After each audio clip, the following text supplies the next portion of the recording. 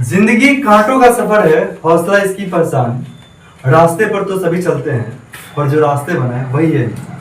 आज हम लोग पढ़ने वाले हैं क्लास 10 का मैथ और सॉल्व करने वाले हैं हम लोग 2014 की प्रथम वाली का सभी ऑब्जेक्टिव क्वेश्चन। आइए देखते हैं हम लोग। यहाँ पे हेडिंग दिया हुआ है सही उत्तर चुनें। जो सही उत्तर होगा उसको हम लोग चुनेंगे। आइए देखते हैं फर्स्ट क्वेश्चन क्या है। यदि अल्फा तथा बीटा द्विघात बहुपद एफ एक्स बराबर x square plus 2x plus 3 का मूल हो तो 1/अल्फा प्लस 1/बीटा का मान होगा। 1/अल्फा प्लस 1/बीटा का फॉर्मूला होता है, 1/अल्फा प्लस 1/बीटा का फॉर्मूला होता है माइनस बी और बट्टा में सी, माइनस बी बट्टा सी। आइए देखते हैं इसमें माइनस बी क्या है। बी का मान तो है 2, तो यहाँ पे -2 हो जाएगा और सी का मान है 3, इसलिए यहाँ पे सी हो जाएगा। इसलिए इसका राइट आंसर हो गया -2/3। देखिए ऑप्शन देखते हैं, -2/3 कहाँ, ये में 3 बटा यहाँ पे है। आपका राइट आंसर हो गया ऑप्शन बी। सेकंड क्वेश्चन देखते हैं। द्विघात बहुपद x² - 3 के शून्यक होंगे। यहाँ पे हल करेंगे x² बराबर हो जाएगा, यहाँ पे माइनस में है तो उधर जाएगा तो प्लस में 3 हो जाएगा और x का जो मान होगा उधर रूट जाएगा तो प्लस माइनस के साथ जाएगा, प्लस माइनस रूट के अंदर में 3 हो जाएगा। यहाँ पे आंसर बता रहा है x का मान है +- √3, +- √3। तो देखते हैं कहाँ पे है, यहाँ पे है माइनस में √3 और प्लस में √3। आपका राइट आंसर हो जाएगा ऑप्शन बी। सही आंसर है ऑप्शन बी। अब देखते हैं तीसरा नंबर क्वेश्चन। वृत्ताकार पथ पर 3 धावक एक ही स्थान से दौड़ना प्रारंभ करते हैं तो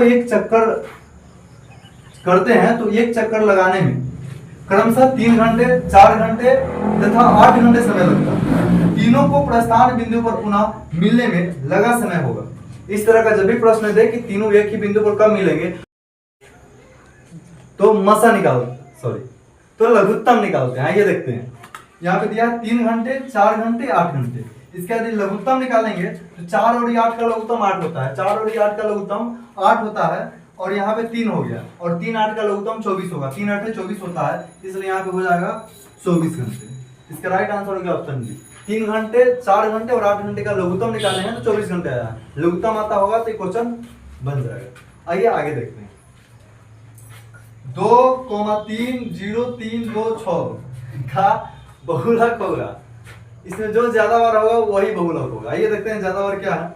तो यहाँ पे 3 है 2 बार 3 है, बाकी बार सब एक नहीं, 3 भी है 2 बार और 2 भी है 2 बार। जब दो को चीज बराबर रहे तो दोनों को जोड़ा जाता है।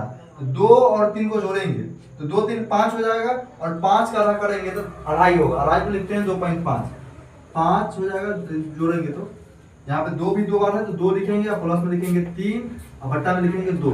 3 2 5 हो जाएगा, 5/2 मतलब 2.5 मतलब 2.5 मतलब 2.5। आइए देखते हैं इसका राइट आंसर क्या हो जाएगा, option D. Option D is the right answer. आइए देखते हैं आगे। दो समान कोणिक त्रिभुजों में उनकी संगत भुजाओं का अनुपात सदैव समान रहता है, किसने कहा?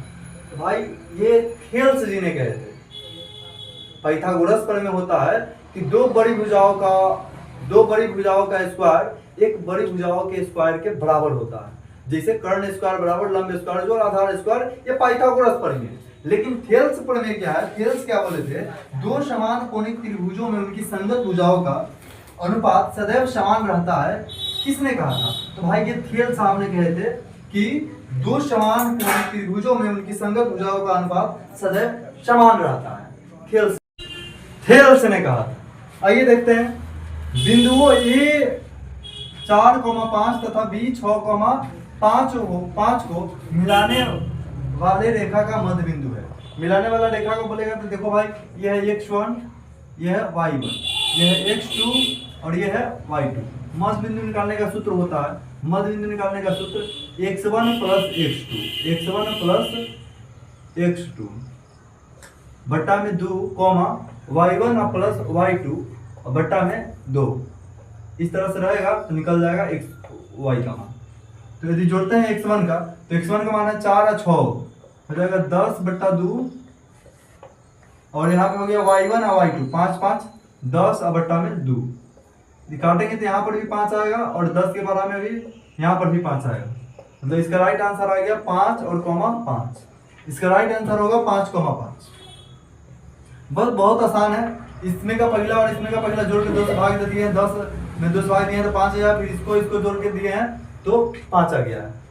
मध्य बिंदु का जो फॉर्मूला होता है वो होता है x1 प्लस x2 बट्टा में 2, y1 प्लस y2 बट्टा में 2, उसी फॉर्मूला से बना है। तो ये आपका राइट आंसर बी आ रहा है 5,5। यदि किसी वृत्त की त्रिज्या आदि कर दी जाए तो पुराने वृत्त तथा नए वृत्त के परिधियों का अनुपात होगा। वृत्त की परिधि होता है 2 पाई, चलो हम लोग जानते हैं 2 पाई।